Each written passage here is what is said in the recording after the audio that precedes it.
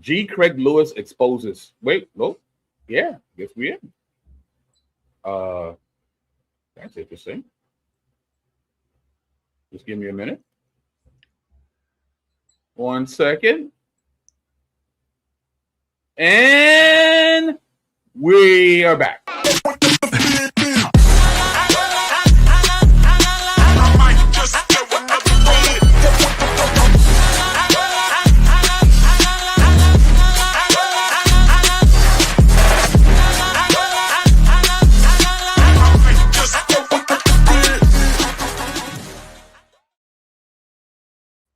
Yeah, what's going on, party people? The place to be. I go by the name of the BK Apologist, transmitting all the way live.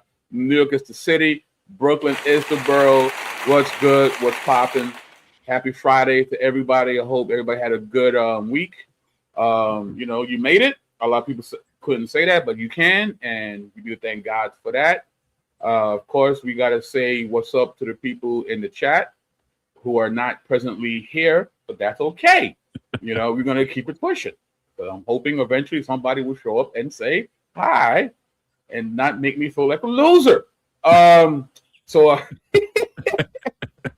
as always, for the invisible people who are not in the chat, if you could just share the link, tell a friend that it's him again. Please tell somebody. Gosh darn it. Please. And we're trying to get to is it 6 down now? 5 down before the year's end. And I can't do it without you guys. And if you like how it goes down with BK, show your appreciation via PayPal, which is the link is pinned on top of the chat. And if you'd like to be a monthly supporter of BK, you can join the Patreon. We get some of the goodies to enhance your personal Bible study. Yes, we got some people in the building. Yes, we got Chris Gibson in the house. We got Lauren in the house. Yo. What's going on, guys? I need you guys to really, really just send out this link so everybody know that we are here. And and of course I have one of my nearest and dearest. We call ourselves the Shenana Twins. Because we talk about Cadesh, aka the Great American, aka Mr. Phil Fox. What's going on? What's going on, BK, man? It's always good to be here, man. It is good to finally be back on these YouTube streets, man. It's been a minute. You know what I mean? It's been. Those of you who know or you don't know, now you know, made the move from Detroit City to my hometown, my home stomping grounds.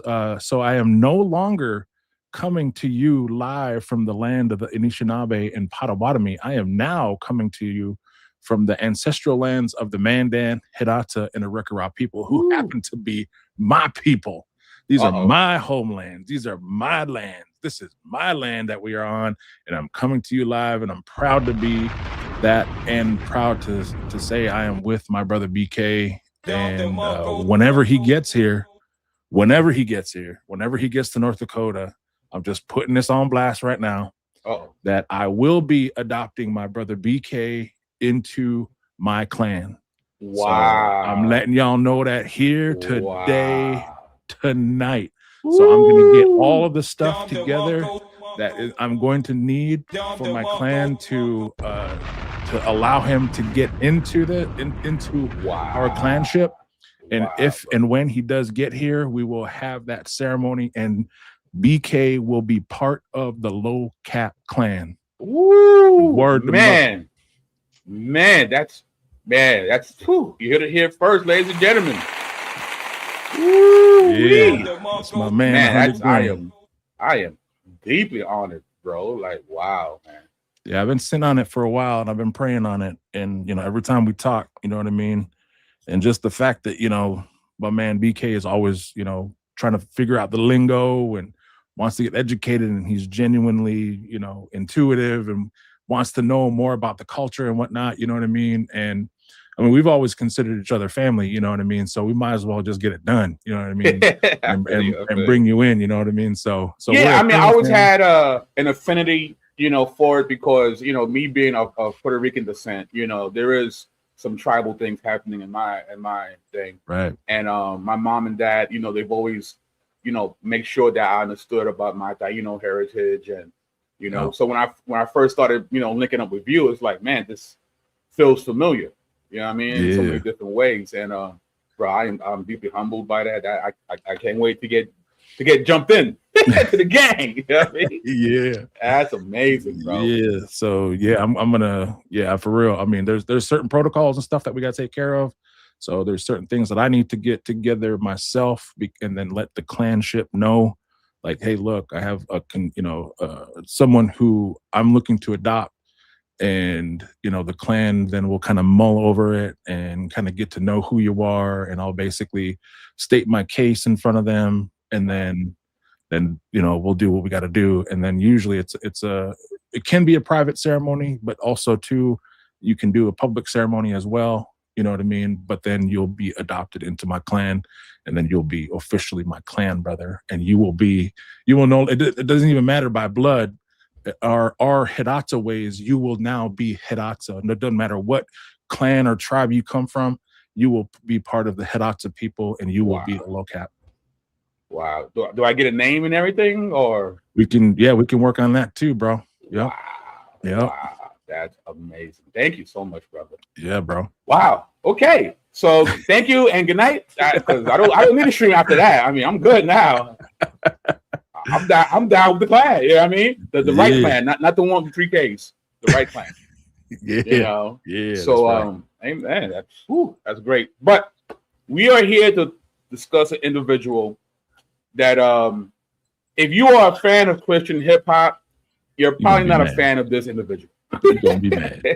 And he's been around for a while. Like, it got to be at least the early 90s, right? I think, if not, maybe even earlier than that. Yeah. And of course, I'm talking about Craige Lewis, and this is an individual who has made a ministry. Special guest. Special guest. Rap is bad is in the building. What's up, Rap? Rappity Rap? What up, Rappity? Special guest. Wow. Man, we're so honored to have Rap is bad in the building. So, so I know you are. Well, both of you guys are hip hop fans. Someone said I heard about him in 07. Okay. Yeah. Okay. So Rap is bad. What's your take on Mr. Craige Lewis? Craige Lewis.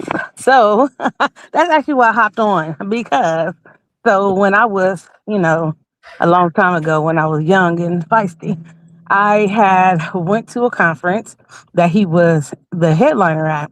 And so he was just talking about secular rap music. At that point, I had decided to stop listening to secular rap music. I had backslid a lot after that. After him, I actually backslid, but I digress. He was talking about, he was like, oh, again, they played it backwards. And it was like murder, Jesus, and all this other stuff. So I was like, this sounds very interesting. So I had my friend I was with, he actually got the CD, and it was The Truth About Hip Hop. I think at that point it was like 1, 2, and 3. He hadn't got to Attacking CHH yet. And so we had my church I used to go to, who was oneness, so that should tell you something. Actually paid to they partner with another church to have Craige Lewis come and talk about the truth about hip hop. So he came to the church that so I actually got to meet him because my pastor was one of the partner people, and he had a thing called the Inner Circle. I apparently was in the Inner Circle. I don't know how, because I was reckless with everybody. Again, I was very young, and my mouth ain't no bounds. The filter I got now did not exist.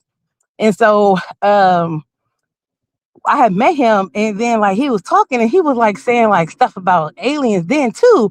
And I didn't think nothing of it because I'm not a big conspiracy theorist. And he was he made a mention about aliens and something about a ship or something. And I put it in the back of my mind, but I was like, interesting. But there's nothing in the video about it. I'm not going to read more into it. And then I think after that, he made the one about CHH a year or two later. And I was so I already kind of was something is off about him. Before then, I just couldn't put couldn't spot exactly what's off about him. And I was something is weird about this dude. And then I saw research and I was like, if you play this backwards, is it going to say this? And I was trying to find like the equipment to actually play it backwards and see for myself because, baby, you would thought I was from Missouri. I'm the show me state, baby. But no, I couldn't find anything to do that. But I also couldn't verify that claim he made. So to me, that claim meant nothing because there was no verification of it. He had he had something like where he played, but there was no proof that it was the album he was playing. It wasn't proof that was something that he just like made up. So there was nothing that could validate that claim. So after he did that, I was real skeptical about him because I guess I didn't. There was nothing. I just couldn't verify it, and I wasn't feeling it. So yeah. Wow. That's how we feel about that dude. So yeah, so I thought I forgot about this. Actually, before I get to that, Mr. Elder Cadesh, what are your thoughts about Mr. Lewis here? Yeah, actually, I think I've heard of, probably ran into him a few times, but I completely spaced out that the dude exists. He's not really in my, right. in my crosshairs or anything.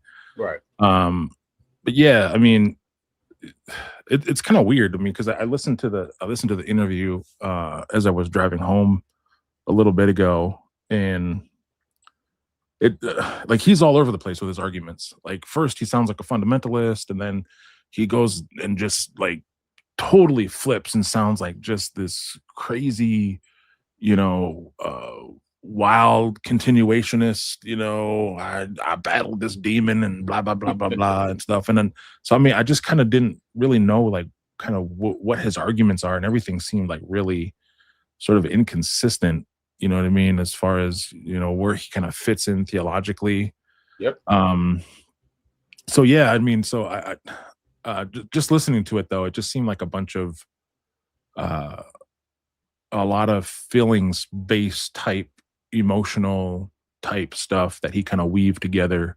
And it sounds like he wrote a book. I've never seen the book or I never touched the book at all. Didn't even know he wrote a book. So I mean, I can't really speak to that, but I mean, just based upon the stuff he was saying, it just, again, when we run into a lot of this stuff, like you say, BK, a lot of this, it's just a cheap form of worship, and it seems like that's kind of what he is boiling it down to, right, is this kind of idea of a cheapening of our idea of what it really means to worship something into, without right, giving too much away. So I know we're going to get into some of that, but yeah.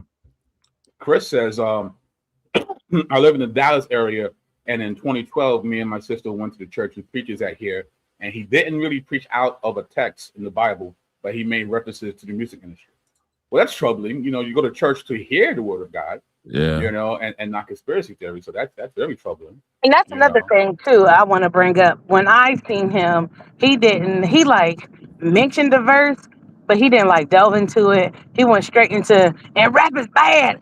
Rap is gonna get you. They out here murdering Jesus. Look at them right now. All of them hate you and they hate the Lord. And then I was like, you gotta do better. And I was like, and the verse he used was not really consistent with what he was talking about.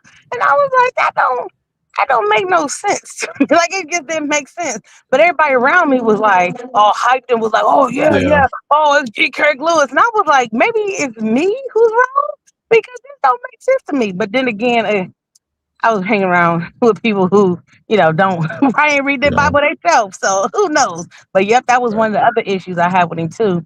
Yeah, you talk about if y'all be like exegete a text, he'd be like exegete a who? And so yeah. Right. Yeah, Lauren, don't feel bad. We love hip hop. Yeah, we love hip hop too. Yeah. And yeah, that is a major point. And if you listen and as we dive into this, everything that all of his points and the things that he mentions is all anecdotal. So none of it is, anything from scripture or, he just kind of, again, getting to the whole feelings part of it, everything was just based off how he felt, therefore making himself the authority on this issue as opposed to actually providing some actual hard evidence. And he makes a lot of really, really loose connections, and he reaches a lot to try to connect some of these things to each other. And yeah, so just be careful with that, because it's so easy to just get into your logical self, because some of this stuff seems like it would track logically. But you got to really think about it. And once you think about it, it's like, that doesn't really fit under scrutiny. If you really dug into it, it wouldn't really survive. So yeah, I feel you've been nice. That stuff don't track logically. He's like, if you get a bibbity bobbity, you gonna find the boo. And like, I'm telling you, that's how he sounds. And he's like real big on deliverance too. And, you know how Fred and me, you're gonna talk about this later. And he's like real big on deliverance. So he'll be like, and if you get too much of a boo, we'll go ahead and deliver you. Like, that's the kind of mess he be on. And I just be like, hey, Craig, if you don't get out of here and do something with your life, execute a text, Craig. He ain't, but he'll quick to be like, hey, we'll go ahead and deliver them demons of wrath out of you. I'm gonna go full shiny on you. You don't want me to don't do that. Don't do that. All right, so let's get to the first clip. Let's go see what this guy is talking about here. And he's still a big deal. I mean, this so let's see what he has to say here. 2 million views. You don't ask why. Yes, because I said so. That's the answer. But I would dare to want to know, why. And I remember riding in a car one time and BB and CC was playing. And I say names and stuff. Yeah, it's all good. Just in case you didn't know. But they were riding and I had just had a lesson in school about pronouns. And pronouns were they, we, of course they've perverted it now, but I was listening and I asked my dad, I said, why are they using pronouns? And he said, what? I said, why are they using pronouns? Like, why are they saying him and he and we, and we, and won't they say Jesus? Won't they say God? Won't they say who he is? Said if you use pronouns, then it's obscure. We don't know. Well, I didn't say obscure. Yeah. That's smart. Yeah. But I said we wouldn't know. We don't know who they're talking about. Oh, wow. And that was like a paradigm shifting moment for me. Because I guess somehow I prayed that night or a few nights later or whatever. And that's when I felt ministry deposit. And so that basically is his origin story, ladies and gentlemen. So here's my thing. His dad could easily been like, in the Bible, when we read it, it mentions God as a father. It shows God in male pronouns. Like, this is the reason why they say he. That's easily explained to a kid. It don't take like a whole bunch of rigmarole to be out. Like, how I don't want to say dumb, but I'm gonna say dumb. How dumb was you that you couldn't explain that to a kid? You couldn't be like, this is the scriptures where they show God in a masculine form. This is why they are saying he and him in the songs.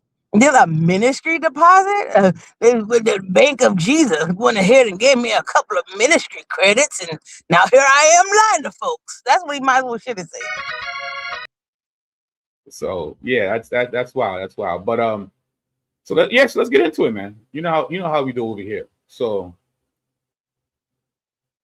once again, right? He says, why are they using pronouns? And he said, what I said, why are they using pronouns? Like, why are they saying him and he and we, and why won't they say Jesus? Why won't they say God? Won't they say who he is? Said if you use pronouns, then it's obscure. We don't know. So, right. So this is a critique he has of BB and CC Winans, right?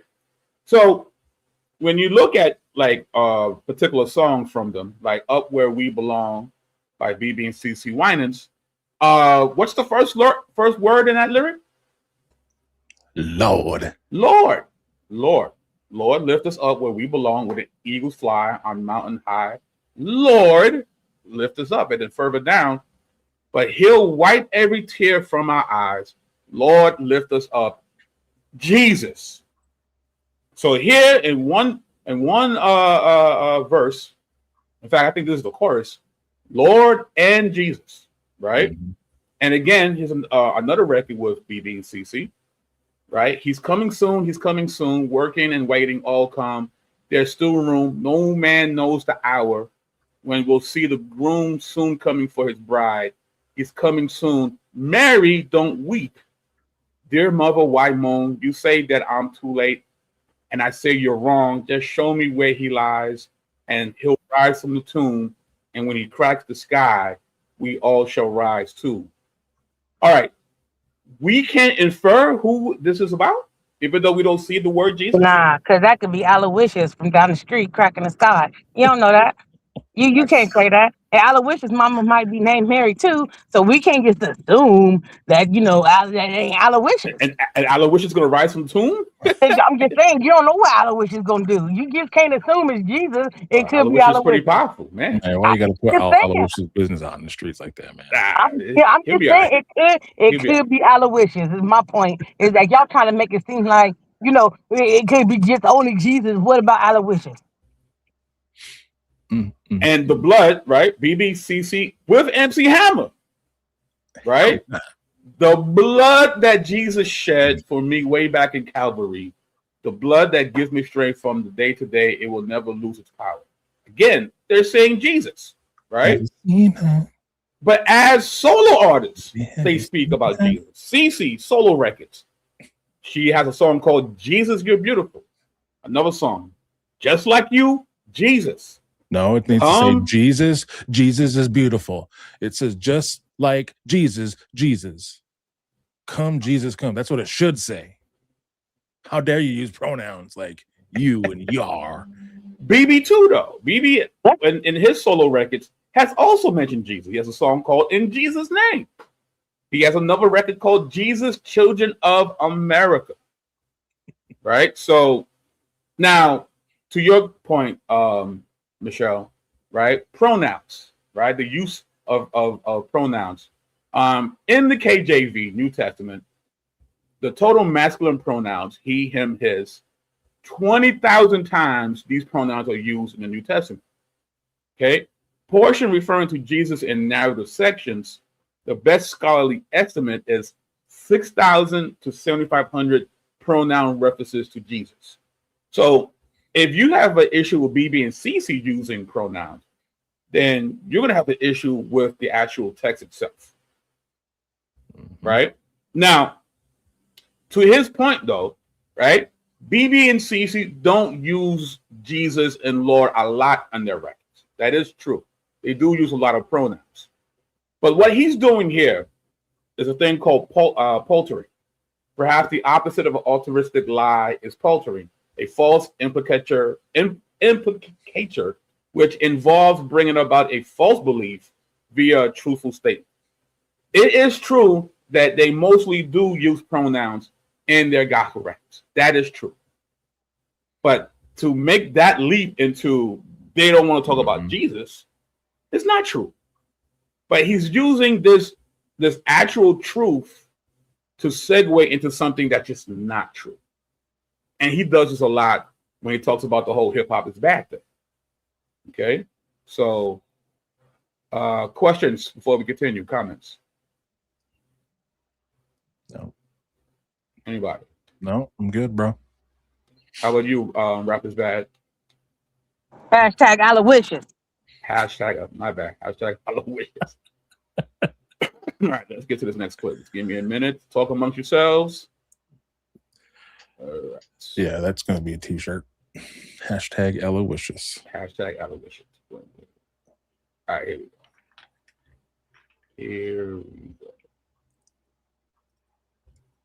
Here we go. All right. You're saying a few things, and I don't want to jump all around, but you talk about hip hop culture, and there was in the messages you were talking about. It's not just the music, but everything from the dress, the things, the language, and all of that. When you go back, when you look at the origins of hip hop, some would say, but there was a time though that hip hop culture wasn't what it is now. Like, was hip hop corrupted, or was hip hop always on its way towards corruption? Like, was it good at the foundations Meaning, if we were to go back to where hip hop was at its inception, would it then be something that could be acceptable? Not at all. Hip hop was corrupt in its creation because the creators and founders of it were corrupt. So African Bambaataa went to Africa and he learned the ways of the Zulus. The Zulus are into ancestral worship. He brought those spirits back and began to make raps and beats about how those spirits, how powerful they were. That's what Planet Rock is about.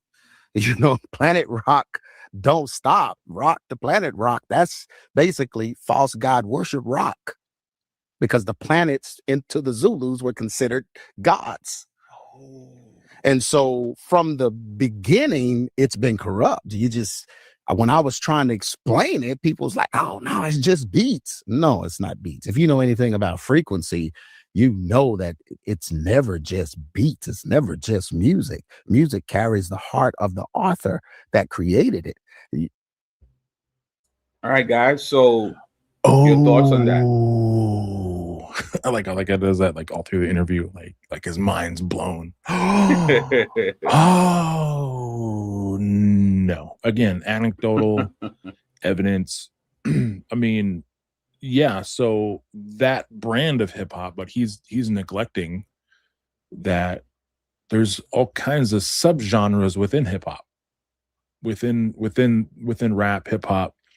And I know he kind of makes a distinction between rap and hip hop and you know, but I mean, for most people that are enjoying it, I mean, I don't make a distinction between, okay, this is rap and then this is hip hop. Like, to me, they're interchangeable. You know what I mean? And I know, you know, it could be a party foul or whatever, but I mean, most people aren't thinking that. Most people aren't like, you know, oh, well, you know, this particular song is a rap song versus this is a hip hop song. Like, no, I mean, we're just enjoying it. We're just, you know, we're, you know, and for me, I mean, when I was, you know, growing up and hearing hip hop and stuff like that, it spoke to the culture. It spoke to similar strifes and things that I was experiencing in my day-to-day life. You know, it was to me, like hip hop and rap and all of their, especially the earlier stuff, it was a similar battle cry, you know, and it expressed and it helped me to, you know, be able to, you know, articulate even some of the things that I felt were wrong with the world, you know. And so, yeah, so I mean, the whole, you know, African Bambaataa thing, like, yes, was there this strain of hip hop that, you know, started, you know, and I know that started in New York, you know what I mean? But I didn't really listen to a lot of the early New York stuff. I was more attuned to and kind of more drawn to the West Coast gangster rap movement and that kind of sound, you know, the harder beats and you know, the strong bass lines and all those things. Like, those are the things that kind of spoke to me. And I don't know if it's because of my indigenous background with, you know, because we sing on a bass drum, you know, a big giant drum, and we all sing, and I'm used to, and I love that sound when the vibrations hit your chest. You know, I love those deep bass drops and stuff on a good hip hop beat. You know what I mean? When, you know, you can bob your head and those types of things.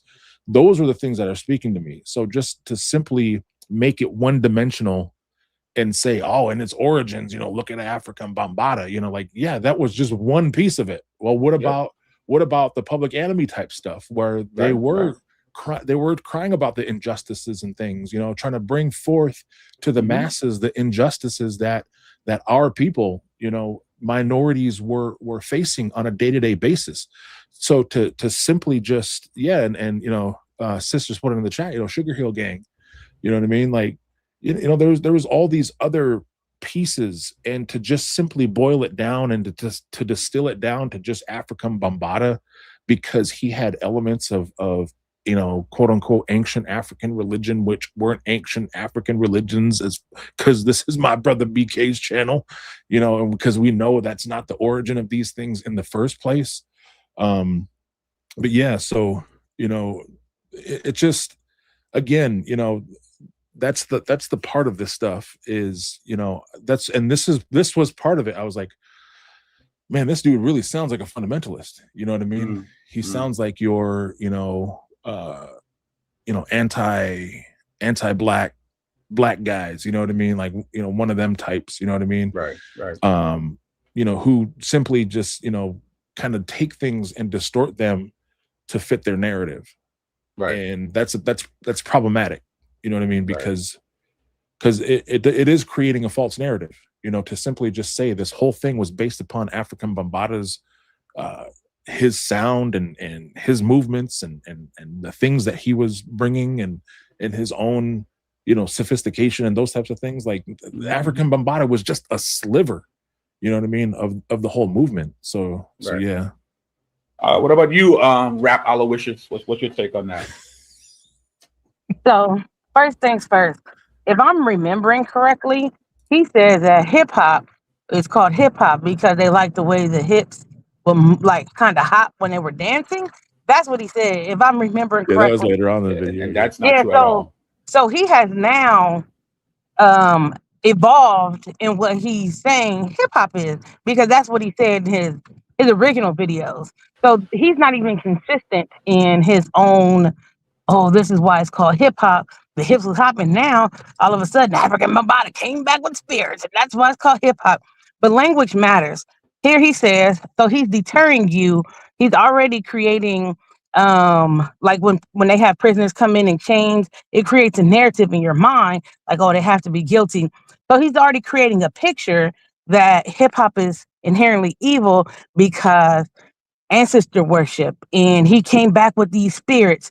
And again, hence he likes deliverance ministry stuff. So this will kind of go into like when he talks about spirits, this can also go into, oh, well, in deliverance ministry, we would deliver, we could deliver him from these spirits. This kind of goes into that same line of thinking. But he says, oh, he came back with these spirits on him. So now you have demonized the Zulu culture. For one, you have demonized them. So now not only is hip hop bad, the Zulus, where African Bambaataa got the drums and the beats and the spirits from, is now bad as well. So you have demonized the African nation. Right. You have demonized beats, drums, sounds, music. You have demonized. I mean, yeah, African Bambaataa should be demonized, but that's a different story. But you have demonized hip hop because your own personal convictions of hip hop, because you have said, oh, the spirits, and he brought back spirits, and in Africa, in the Zulu nation, they do ancestor worship. Not everybody in the Zulu nation worship ancestors. So you're creating a hasty generalization of a group of people that A, you have not went to go visit to see what they actually worship or believe, or B, you have not invested any real energy in researching what they believe. All you know is that they use drums for their music, and that's what African Bambaataa came back with, was how he does his beats. And you're like, oh, that's where we get planet rock from, and they worship planets and rocks and planets, and where? It's sort of the ancestor worship, or are they worshiping planets? Like, which one is it? Like, because you said originally, oh, they do ancestral worship. Oh, and they worship the planets. So they worshiping everybody? Like, I guess, and who's to say they don't view Jesus as one of their ancestors? Because some African cultures who practice syncretism view Jesus as their ancestor, and they worship him. And I mean, it's not as like prevalent, but that's how some of them get their syncretism in, by saying, oh yeah, we like Jesus too. We would consider him one of the ancestors, even though they don't proclaim Jewish heritage. It's real interesting. But he's talked about spirits, and he talks about all this stuff, and what's amazing to me, this man, like, wow, and there's not one proof of evidence of anything that he's saying. He's not like, oh, I have researched this. Like, he ain't got a slide like BK. He ain't got a Freddie Jackson beat like Phil. Like, I mean, he ain't got nothing. Like, he ain't got nothing. He's just like, yeah, watch me and Bibbidi Bobby the Buddhists together. African Bambaataa with the Africa came back with some spirit.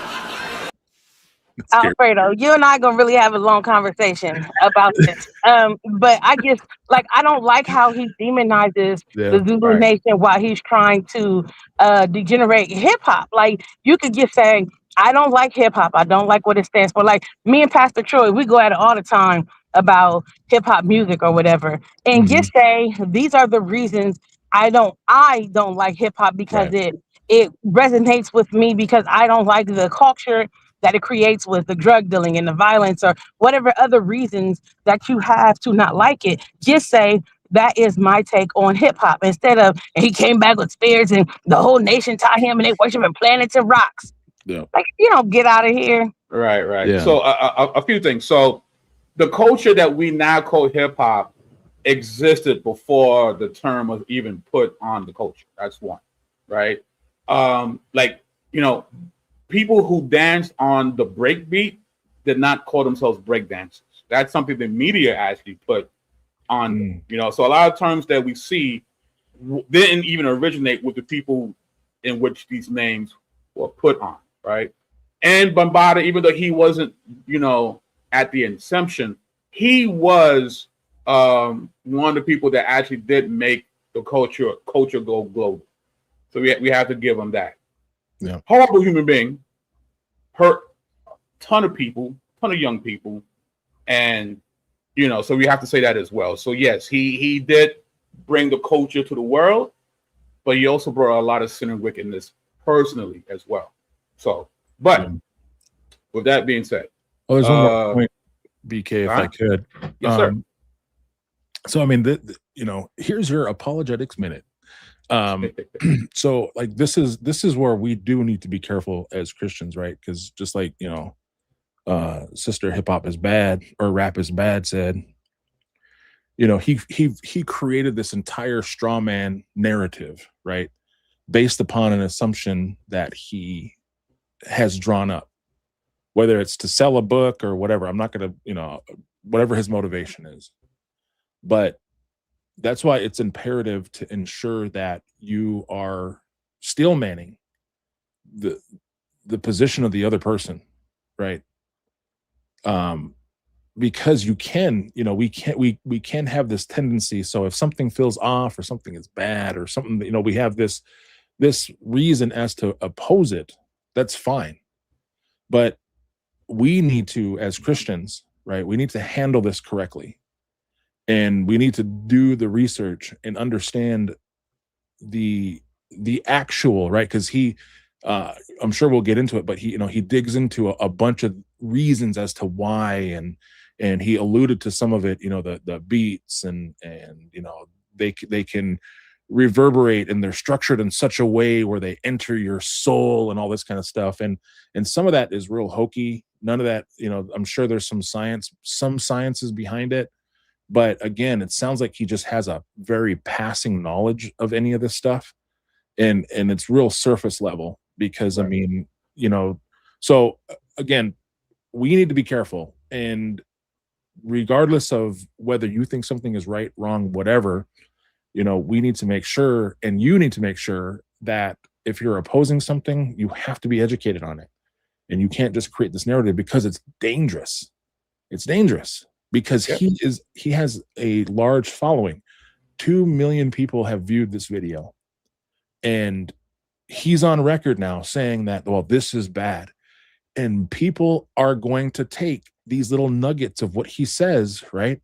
They're going to take those and then they're going to go on and they're going to be judging people based upon these little nuggets that he is dropping on the floor. And people are taking it as if it's ironclad. Then they're trusting him because he's an quote unquote authority on the matter. And he's allowing just like our sister Rap is Bad said, he's allowing his influence in, you know, deliverance and all those things to cloud his judgment, to cloud the way that he's interpreting the data. And so that's very dangerous. So, we got to make sure that our biases aren't leading us in anything and everything that we do. Right. And I also have to make sure that we're not being fallacious and illogical in our argumentation. So, for instance, Mr. Lewis says that hip hop was corrupt in its creation because the creators and founders of it were corrupt. Well, we got to put a flag in that play. It's a genetic fallacy on the offense. The source of the argument is not relevant to the validity of the argument. Right? This is fallacious. This is not logical. Just because it comes from a place that's bad doesn't mean that what comes out of that place or person is automatically bad.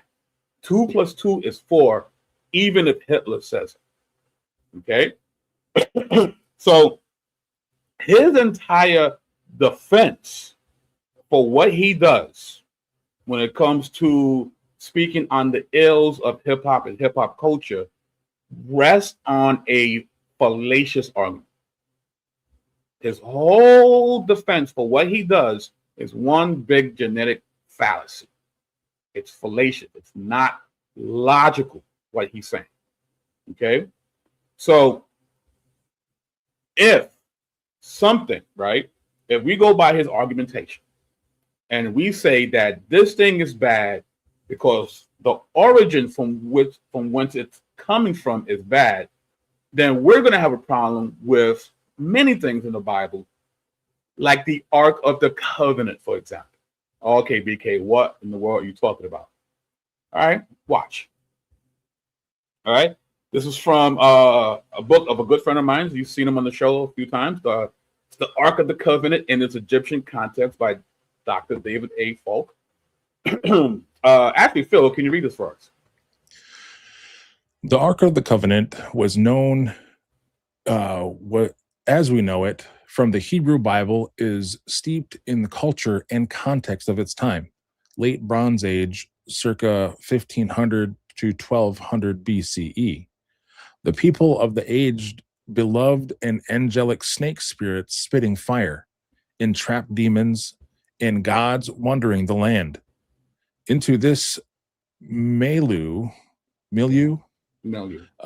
Moses introduced the Ark of the Covenant, which takes many of these concepts and flips them on their head to create new religious meaning. Most readers will be familiar with the Ark as a, I'm not sure what that is, reliquary, a box holding relics that was used by Moses to contain and transport the two tablets of the 10 Commandments. Yet the Ark was constructed using a visual language that everyone knew 3,300 years ago, but is mostly lost to us today. Right. So Dr. Falk talks about the origins of the Ark, right? The Ark is not a Hebrew phenomenon. It is a thoroughly Egyptian product. Okay.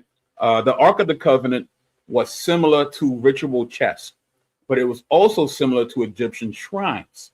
Shrines are important in this analysis because they developed out of late Bronze Age concepts of divinity. People in the late Bronze Age believed in localism, the belief that a god could only be in one place at a time. This idea often manifested in idolatry. Like the Egyptian coffin, an idol acted as a physical body where a god maintained its presence, becoming one with the substance of the statue.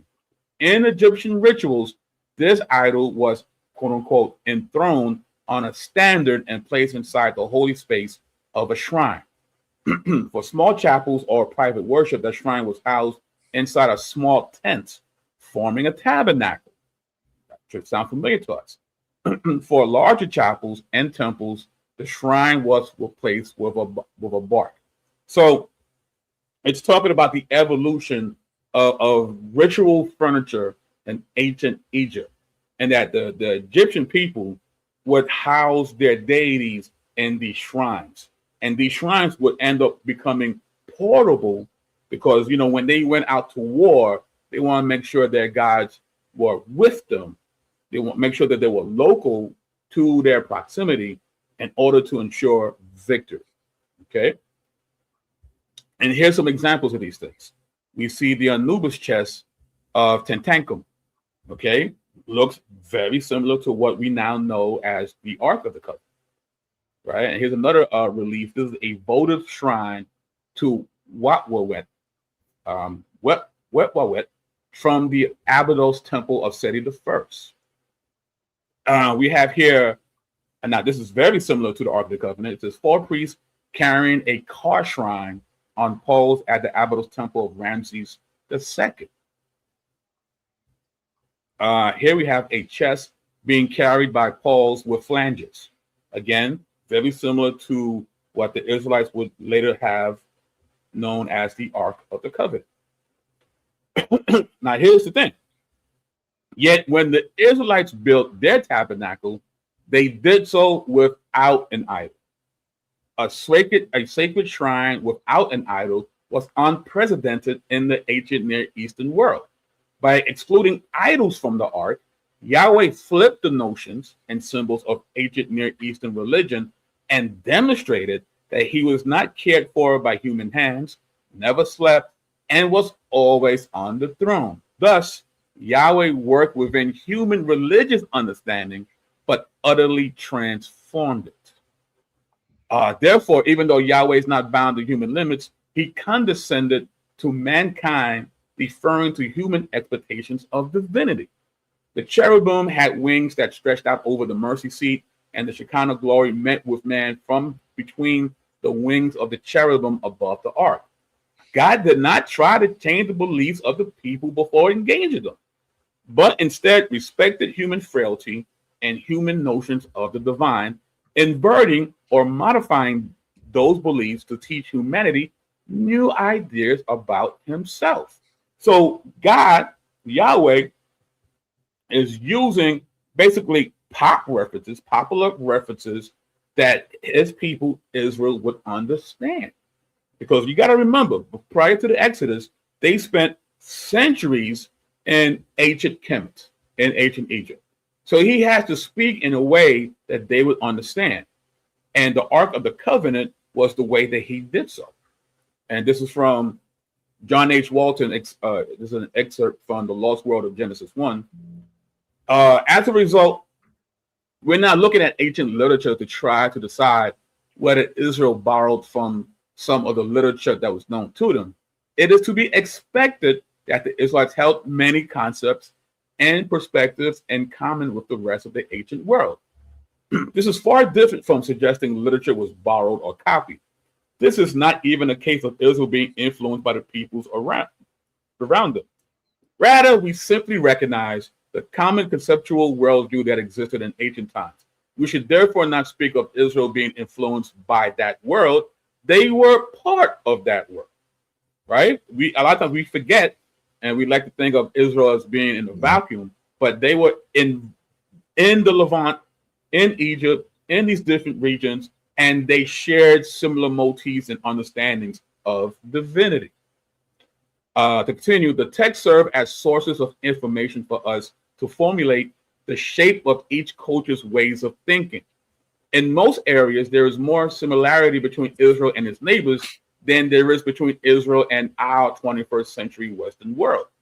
As another example, even though today we believe in one God, the God of Israel, and therefore share with them this basic element of faith, the views of deity in the ancient world served as the context for Israel's understanding of deity.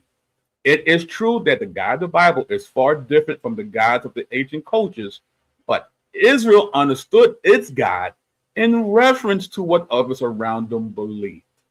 Okay, so God wanted to make a very unique and deep theological point to Israel.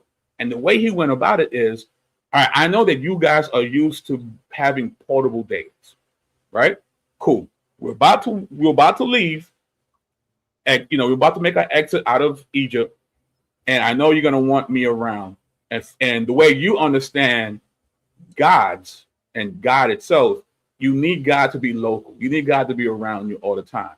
So here's a physical, a spiritual bookmark, if you will, which is going to be the Ark of the Covenant. But the difference is there's no idols in this ark. That was huge. Mm-hmm. So they understood that Yahweh is very unique than the pantheon of deities in which they are leaving from. But they would not understand the difference if he didn't contextualize it for them in ways that they could understand culturally. Now, why did I do all this? Because the ark comes from a pagan religion.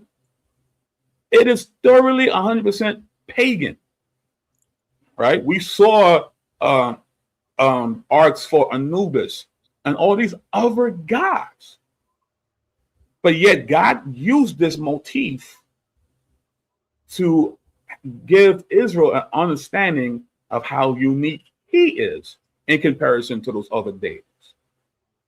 Now, this is serious for Mr. Lewis, because in that clip, he talked about how this is his calling, this ministry that he has.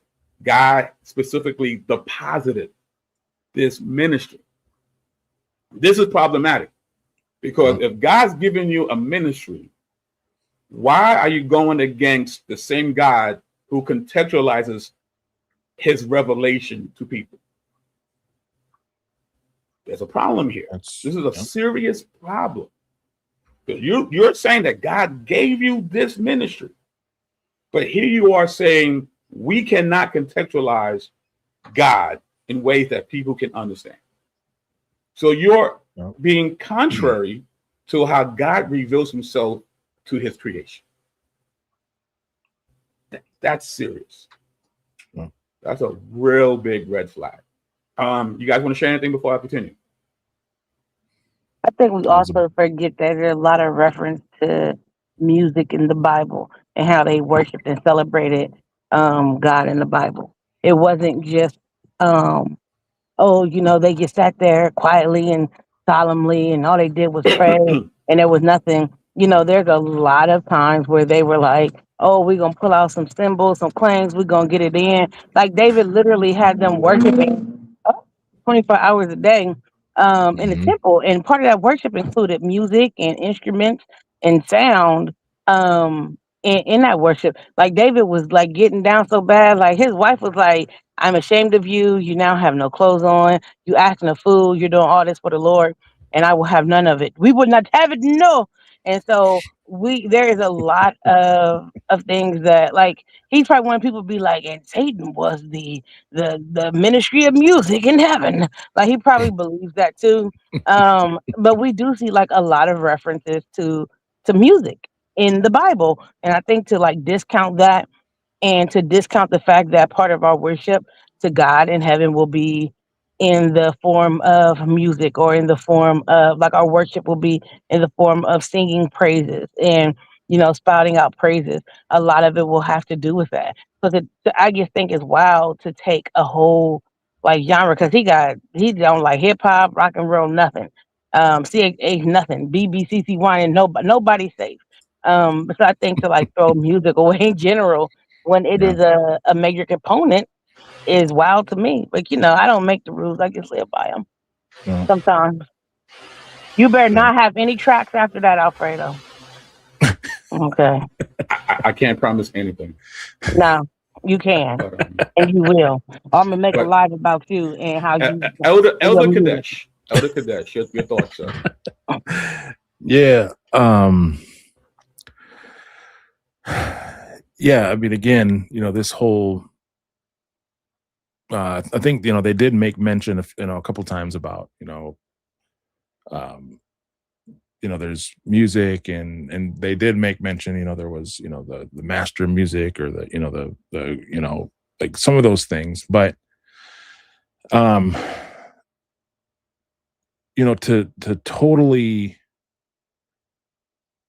to anathematize a contextual form of communicating the gospel, right? And I'm not even saying like, because when I view hip hop, or even Christian hip hop, or, in that genre, I don't necessarily think of, worship music, I don't think of, but there are some rappers out there that are actually spitting some very sound theological principles through the records. And to say that you cannot, or you should not, or or even to dampen it in any way, shape, or form is, again, and to call it your calling, it's not consistent, because basically what you're telling us is you found a niche, and you found a bunch of folks that are willing to listen to you. And this is where I was confused, because it did seem like this dude's a fundamentalist, you know what I mean? So he found this niche where he carved it out where he can sell a few books, make a few dollars, go to a few conferences and speak, or he's brought into the churches and he'll speak at their church because this is what they want to hear anyway. Because they're,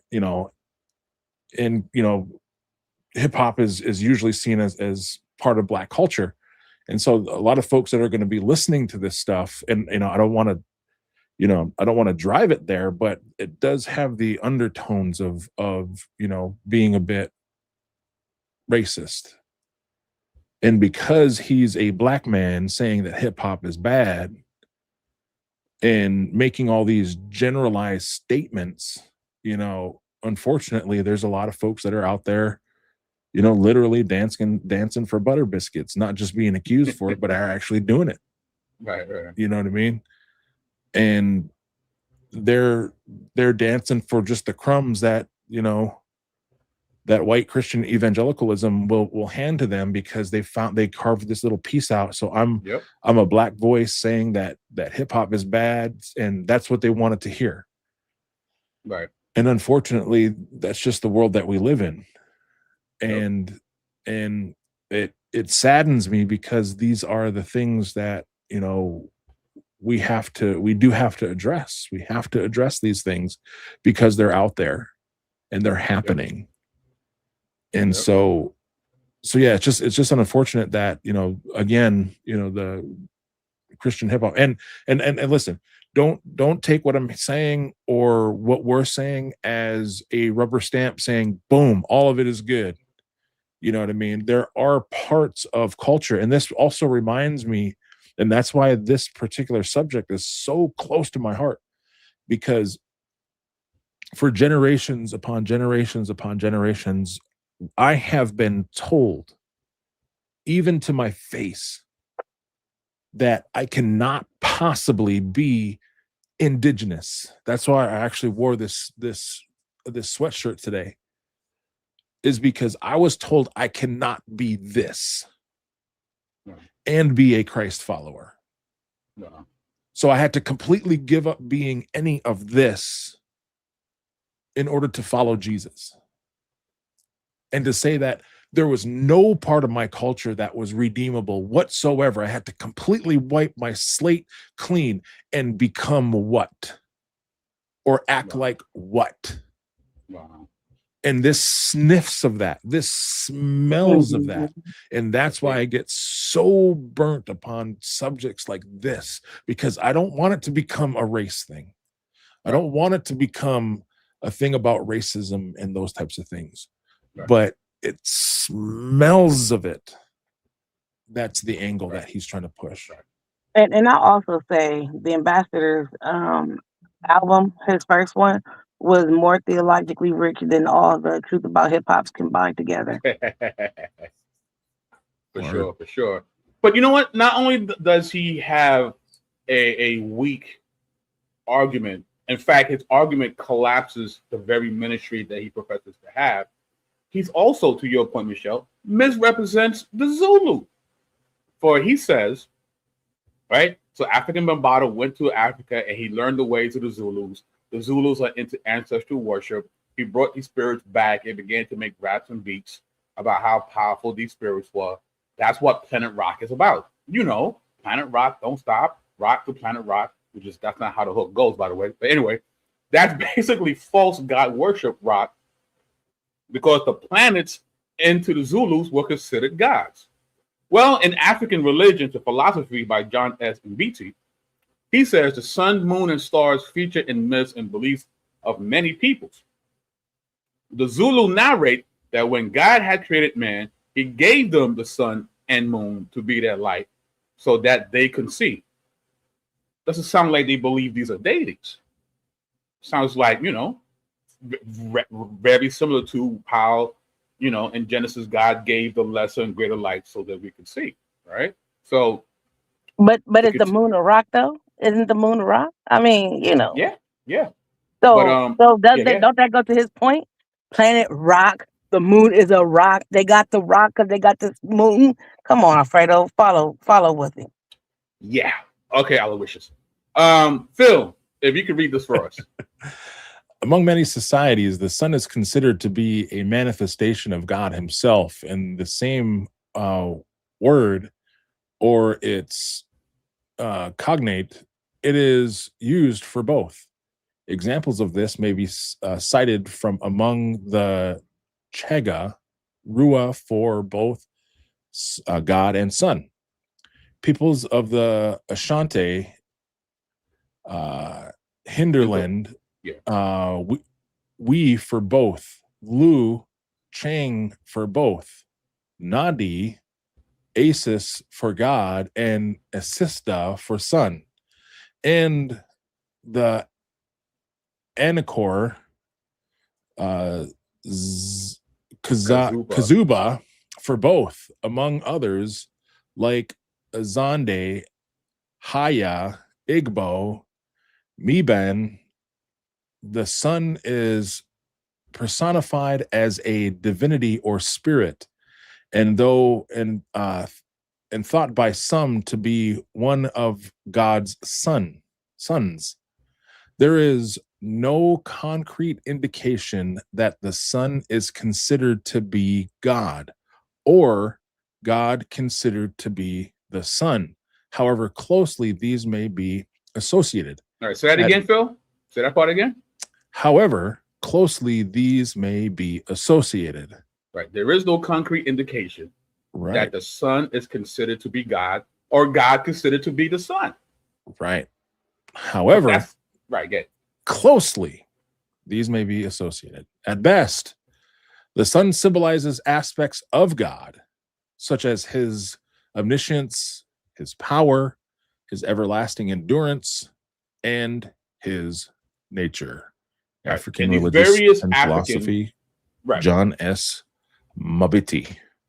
And these, throughout the motherland, right, and these different people groups, there's no evidence that the sun was considered to be a god, right? Maybe it will be personified, maybe the attributes, but nowhere, there's no concrete indication to back up what G. Lewis said about the Zulus. There's none. He just made that up wholesale. And again, fam, reeks of white superiority, because it's the same thing. This is the same type of rhetoric that was used on my culture. Oh, look at them. They worship the rocks. Oh, look at them. They worship the sun. Were there certain tribes that worship the sun? Yes, absolutely. There was. But the majority of the tribes in Turtle and on Turtle Island did not worship the sun. We did not worship the rain. Did we hold reverence to these things? Yes. Why? Because they helped influence and helped our lives. The rain brought forth life, the greenery, and it brought forth and nurtured us and the plants and the things that we ate. So did we hold reverence for it? Absolutely, as we should, right? We should help preserve it. We should help maintain it, to steward it, right? But that does not mean that we worship it.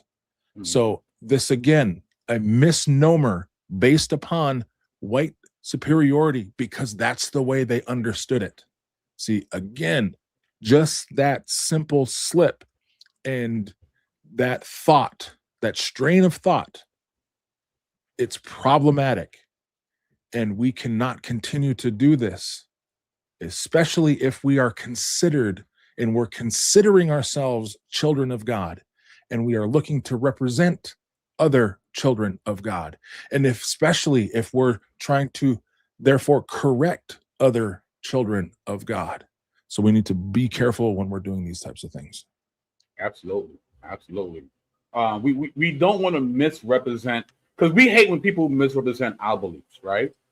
So we should show the same consideration for other people's beliefs. Because before we move on, I do want to say how Phil was reading those names is how I read the Book of Chronicles. That's hilarious. That's hilarious. But you know what I mean? But you make an amazing point, Phil. It smacks of white supremacy, because when they first went into Africa, they didn't understand their belief systems, and it wasn't really trying that hard to understand. Right? They just smuggled in. They smuggled in their understanding, and so they must be doing this. How about you ask? How about you find out? Don't just assume that you know what they believe. You know. So to your point, yeah, this is definitely reeks of white supremacy. Absolutely, absolutely. So with that, let's go to the next clip.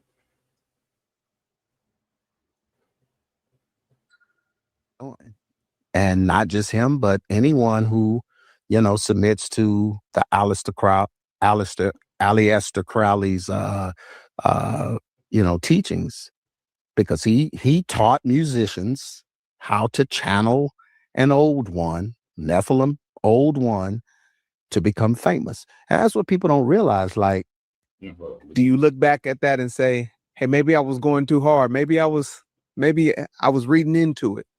Well, they used some of it, my research in his court cases, so I don't think I was going too really. Yes, sir. Yeah. Well, and it was what God revealed to me that he was doing. And not just him, but anyone who, submits to the Aleister Crowley's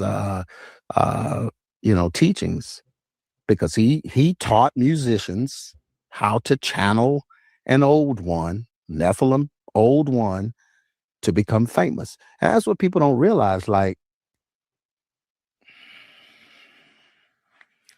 when if Jay-Z so he's talking about the occultic influence in hip hop, right? Do you think he's making a point here? He thinks he's making a point. So I'll say first, the man's name is Alistair. I don't know who Aleister is. It's Aloysius. And he's Aloysius Crowley. I'm like, oh, you were so close several times. And then you go to Aleister. I'm like, who is Aleister, whoever you were saying. And so Aleister Crowley actually did a lot of things. Maybe he's thinking about what is the other one's name? He had a black house in California. I can't think of his name right now. Anton LaVey. Him. Anton LaVey. Maybe he's thinking about Anton LaVey when he makes that statement. Aleister Crowley was all over the place. Like, if he had said, he was starting Smex cults, I would be like, yep, he was. He was out here sowing all the royal oaths everywhere he went. He was tricking people into writing propaganda against other countries. Like, he was doing a lot of things. And he did use his power to get, like, when he started running out of money, he would run to people he know had a couple dollars and hang out with them. But a lot of his stuff really was like self-aggrandizement. He wanted to make himself look big. So I think, like, he's like, oh yeah, and he taught these people. He made it sound like he would teach people for a fee, because that's what scammers do. Like, I guess, that, like, this man wasn't scamming these people, and like a lot of people was like, yeah, he was. We were just having schmecks and doing drugs. Like, they wasn't out here like, oh, all of a sudden I became a musical genius. Like, none of those things will happen. Like, I don't understand where he getting his. I really do want to see his research. Like, I would like to see his notes and his research that he's done. Well, I'm glad you said that, Michelle. I am glad you said that, because I have a paragraph from the book that he has, The Truth Behind Hip Hop, 2009, by Craige Lewis. And Phil, can you be so kind as to read this for us? Yes, sir. As a matter of fact, modern day Satanism, as we know it, was influenced by these same spirits. Aleister Crowley, 1875-1947, who formed many of the philosophies for Satanism, was perhaps the most demonic man that has ever lived, and still influences Satanism today. Crowley said he had a spiritual encounter when he went to Egypt, in which he and his wife channeled Horus and Osiris. These evil spirits wrote through him a book called the Book of the Law, which makes up most of Elton LaVey's Satanic Bible. Right. So this is from his book, right? This is what he was referencing in the interview. This is part of his research, right? Research. Okay, well, here's the problem. What happened in Egypt in 1904 while in Cairo proudly said he received a dictated text called the Book of the Law. He claimed a non-human intelligence named Iwas communicated the text to him. This happened over 3 days, April 8th to the 10th in 1904. The message announced a new spiritual era called the Aeon of Horus. He didn't channel Horus or Osiris. He didn't. He communicated with an intelligence called Iwas. This is his research, though. Bro, you're misrepresenting the occultists too. You can't get the Zulu belief system right. You can't even get Crowley right. But this is your research. Again, right? Now, yes, has there been demonic and occultic influences within the genre? Yes. Does that make the genre intrinsically evil? No. Because if we're going to argue that, what do the conscious community always tells us? How can you pray to the same God that the slave owners pray to? Yeah. So they're right then, right? I should drop Jesus then. Because Jesus has been weaponized against black and brown folk. You just heard Phil. You just heard Phil and his people and what they went through and how people weaponize Christ. So we should drop the gospel, right? The gospel's not for us. We should just let that go. Right? And again, this is a genetic fallacy. You judge something as either good or bad on the basis of where it comes from or from whom it came. Fallacious argumentation. There's a horrible reason to believe something is bad. Go ahead, Phil. Yeah, and and one of his main examples for this was he had mentioned the Bone Thugs and Harmony album. I think it was the E99 Eternal album, where in the pamphlet, in the insert from the CD, there was this text that was backwards. And again, I mean, yes, there was some, in the beginning of the intro and stuff, there was, I think Thuggish Ruggish Bone was played backwards, and then there's this demonic voice type thing or whatever. And if you listen to, and I happen to be a big fan of Bone Thugs, and I know Rap is Bad, my sister Rap is Bad is a big fan of them too, since she's from the Ohio area. Like, they've done interviews and said that like that stuff was pushed on them. And it was a gimmick. Yeah, and it was a gimmick part, and that was a creation, right, of the studio. That was not an organic thing that they created, and they did not like, and they actually pushed back against that. So if you notice, like, the next album after that,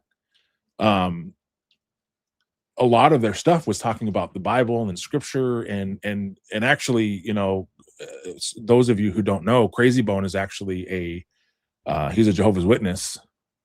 And so, I don't agree with his theology, but at the same time, like, they were not pushing demonic. And if you listen to any of their lyrics, and I understand that they're fast and all that kind of stuff, but and most of us are trying to sing and going anyway. But yeah, so most of Bone Thugs and Harmony's lyrics. So I mean, again, there's another misrepresentation because he didn't know. He's ignorant of that. So one of his main references was the Bone Thugs and Harmony album. And yes, and from what I remember, sis, the back of that pamphlet, like, it was actually like an inspiring message. It wasn't like this, oh, go and worship and bow to thee, Satan, and blah, blah, blah, blah. So in the original, because again, I seen it when he was back when he first was in the shenanigans. In the original, he said that you would have to take, he said it was written backwards, when you pull it out, with the words and stuff, it was written backwards, so you had to look at it through a mirror. Right. So that way you're invoking the spirit that is in the backwards messaging when you read the lyrics through the mirror. That's what he said initially, but that I read them that way, and maybe I just don't know I have a spirit. But nothing happened. I just actually I had a pretty good life as a kid, so maybe the spirit didn't know it was supposed to ruin that. I have no idea. Have no idea what was supposed to happen. I had a pretty good 20s too, so I guess maybe the spirit is delayed. I don't know. I don't know if the spirit knows that it's here or not. I don't know what's going on. But that was one of his points, was like, oh, you take it out and you read it and you put it in there, you start reading it backwards and you don't know what you're reading. You see the words. It says, it's the thuggish, ruggish bone, because it was the lyrics to the songs. It wasn't like some miscellaneous message. So that's part of it. Like when you read the lyrics in there, it's all backwards because he wants to come get you. But the message in there wasn't like, we call upon Cthulhu, Master and Lord of all, to come upon us, our Lord and Savior H.P. Lovecraft. Like it was nothing, it was nothing like that. It really was, like Phil said, it was an inspiring message. Like, even in the midst of like all that you got going on, like there's still hope. Like even in the midst of, and I think again with Bone, like that example, since we're using it, I think so. When I would get while I was a teenager, when I would get mad at my parents, I would play I've never heard of it. What song is it that the one where it sounds like Mo Murder? I would play that one because they hated it, and so like I would play it, and that was my rebellious side coming out, and I would play it loud in my room, and they'd be like, "Take that, turn that devil music off." And so, but they bought the CD. Well, they gave me money. They didn't necessarily buy it. They gave me the money, and I got the CD somehow. And they're like, "Turn that devil music off." But that's what I would play when I get mad. But so even in that, I guess the spirit was still delayed then too, because I didn't really get in a lot of trouble. I just had to turn. I had one of the radios, the big ones with the speakers. So my dad would come start dragging my stuff in my room, and I'll cry like, "You can't do this." Anyway, but I will say, like, I've never had to there was nothing about that. And like you said, like even when I miss my Uncle Child, y'all, like even when we start going over later into the years, that gimmick was not still there. So I can see but that was a big part of his messaging. Like, you read it backwards, the spirit's gonna get you. And I just what spirit is gonna get you? I used to read that backwards all the time. Maybe I missed the memo. Maybe Phil missed the memo too, because he liked Bone too. Yeah. And I mean, sister, I don't know if it's brother or sister, Roland. Bone Thugs, they did dabble with the Ouija board, but that was like once, and then they said like they got so creeped out that they never really did it again. So and then I mean, I know that they had the song, Mr. Ouija and that kind of stuff, but even still, you know what I mean? Like most of their messaging and the things that they did in the background, like he is putting this forward, and that's the point, right? He's putting this forward as the evidence, as if this was their primary goal, right? And really the whole Ouija thing and the spiritual component was twisted because a lot of their lyrics and stuff did point towards the spiritual. Right. And especially in their later stuff, like, like Busy Bone, he's got a whole song called Jesus. You know what I mean? Crazy Bone is heavily influenced by his religious positioning as well. So but I mean, that's the point, is that he is putting forward all this evidence and things that are deeply misrepresenting at multiple fronts, and as if he's got a foothold on it. This is ironclad. This is why, right? But we've shown, and again, please don't think that we're trying to rubber stamp anything or justify. I'm not a Bone Thugs apologist. You know what I mean? I enjoy their music. I've enjoyed it when I was a kid. It helps me to, reminisce to when times were simpler, and it takes me back to that era. Now, I've also heard, people taking that and say, oh, that's sinful too, because if you were getting high when you were listening to that, if it takes you back to that, that's sin too, and all that kind of stuff. But no, I mean, for real, this actually it sounds going to sound weird, but listening to Bone Thugs makes me miss my grandma, because she used to get into it with me too, and her and I would you know, we would talk about the lyrics, and I would explain it to her. And, you know, so we'd have many conversations about Bone Thugs and about hip hop and that kind of stuff, because she was trying to understand my stuff. And even though she didn't understand it, you know, she put up with it. Right. So, yeah. So anyway. But again, Phil, right? So let's just give everybody that Bone Thugs were Satanists.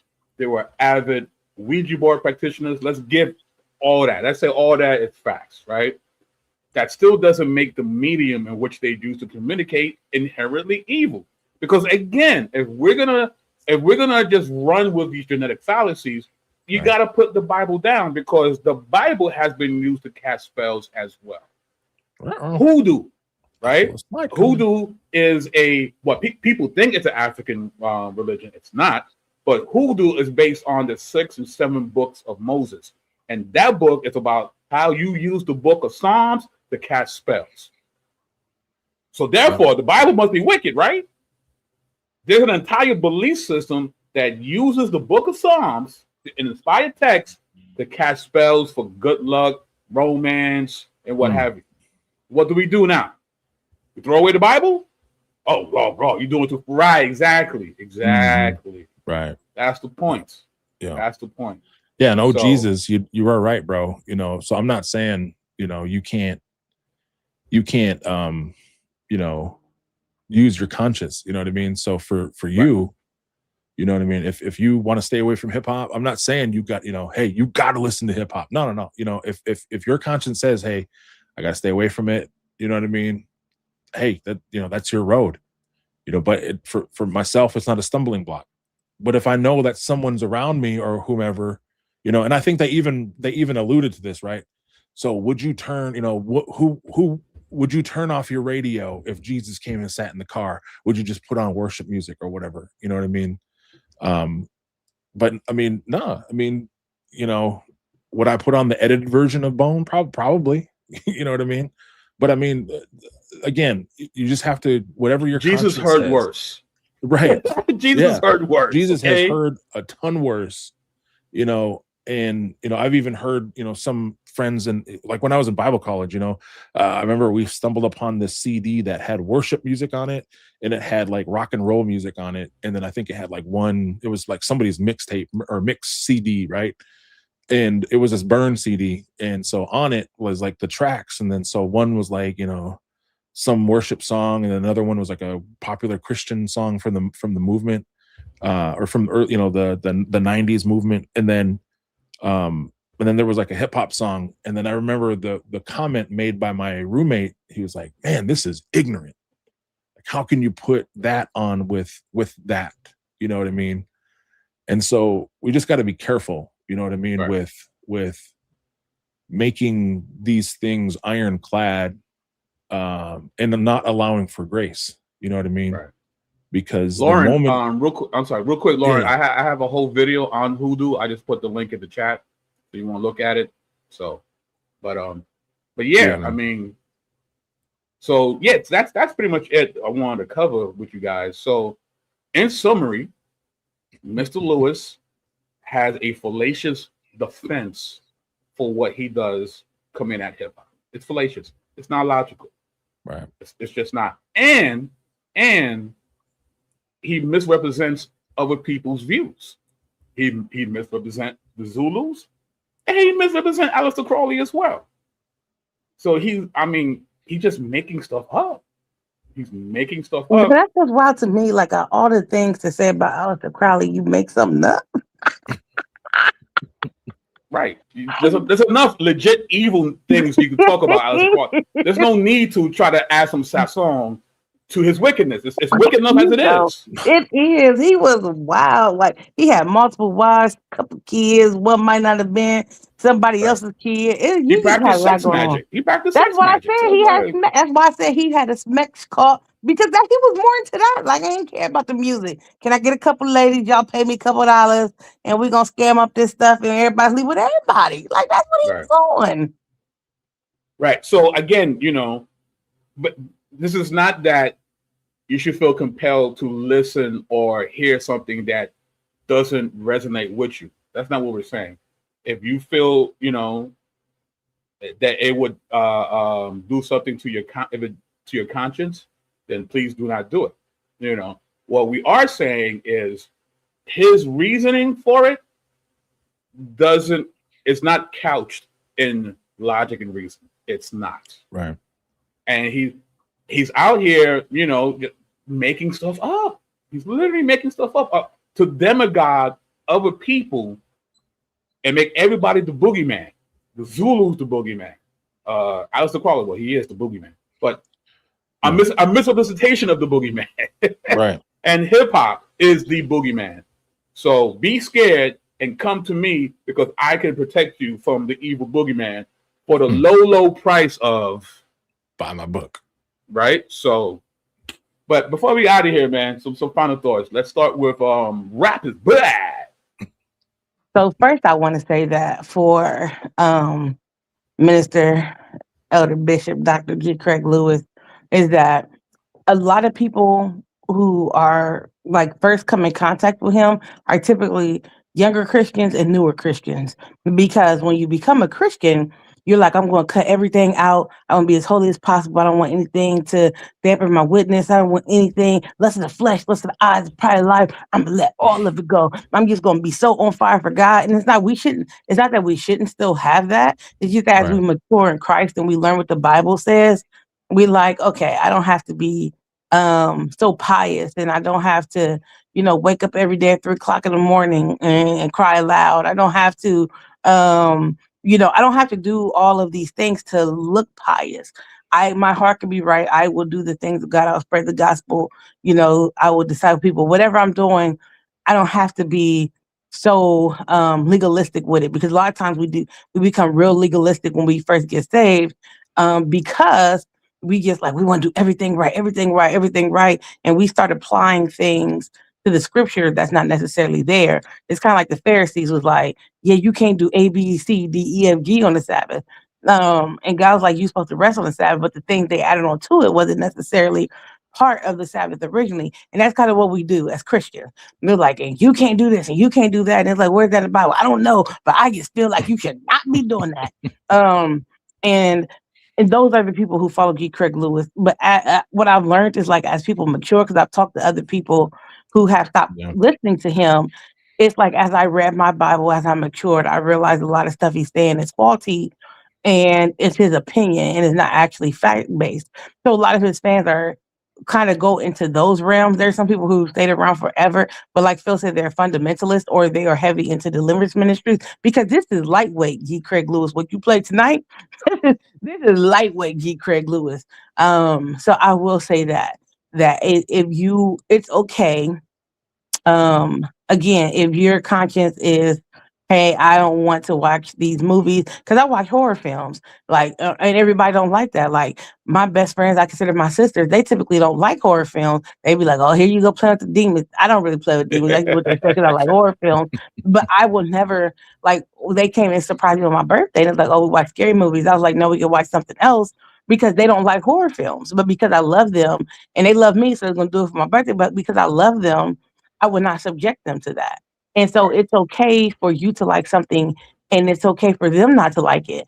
And I just think that we have to learn what people can handle. Like, I love Pastor Troy, and he know I'll talk about him in his face, so this ain't nothing he don't know. I love Pastor Troy. I would not listening to 8-Ball MJG or nobody like that from Pastor Troy, because he's gonna be like, you like murder on the beat? like is it mustard?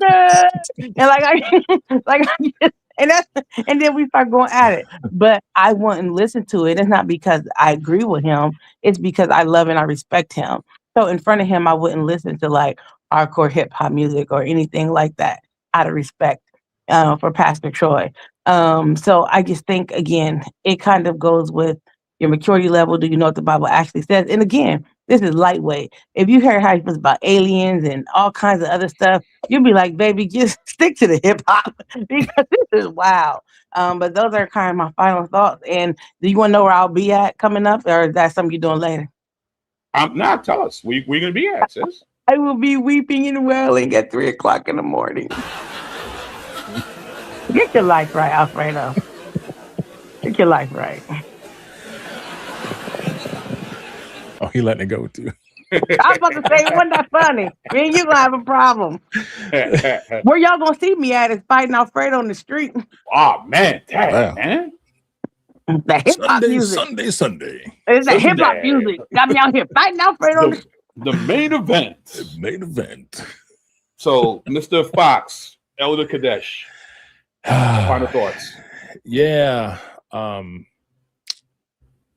Yeah, it's just sad, that, I mean, this is sort of an object lesson, right? He's an authority, or he's viewed as an authority on this particular subject. And the things that he's doing it's misrepresenting, and people are, it's causing people to miss out on what could be a beauty of the genre, because I know I've been blessed by, both Christian hip hop and secular hip hop, and and I mean, I even go down to the point where, sometimes I can't listen to the lyrics. I just I look for beats, and I just listen to beats, just because I enjoy the beats and the melody and that kind of stuff. So,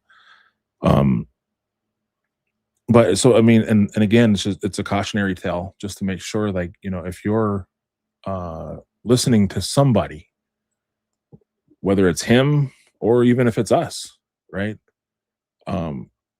Vet their sources. Make sure that the information they're giving you is being represented correctly. So, and we invite that. Like, we want you to do that.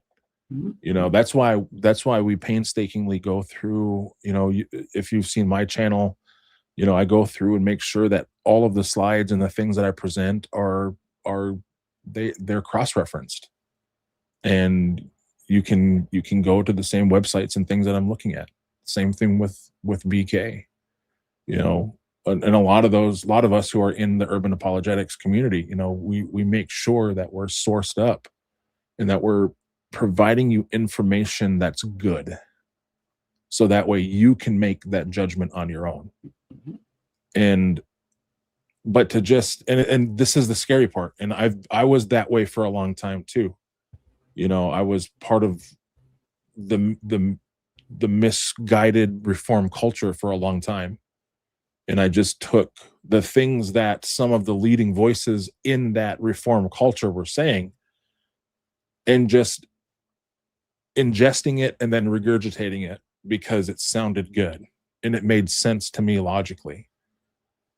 But not once did I ever really go and try to vet the sources that and quite frankly, they would hardly ever give you, something you can go and say, oh, I got this from this source, I got this from that source, and whatever, because they would just speak it, and that was the truth. So just be careful. And so make sure you're always vetting your sources, and whatever content creator you're listening to, like, go back and check their sources, make sure they're creating, because I mean, there's times, sometimes when, I'm sure I've done it before, where I'm creating a slideshow and I might, put the wrong quote on the page, and the page will be wrong, and someone will be like, hey, Phil, hey, I looked up your quote, and that wasn't in this book, and I would go back and look, I'm like, oh man, you're right. That was actually from another book. And I just, got in a rush, or, had to stop when I didn't plan on stopping. And, so those types of things happen. There is human error, but from what it seems like, this guy is intentionally misappropriating his facts, and that's unfortunate. So just be careful for that. Wise words from Phil Fox, ladies and gentlemen. So with that being said, rap is bad. Elder Cadesh and BK signing off. Hey.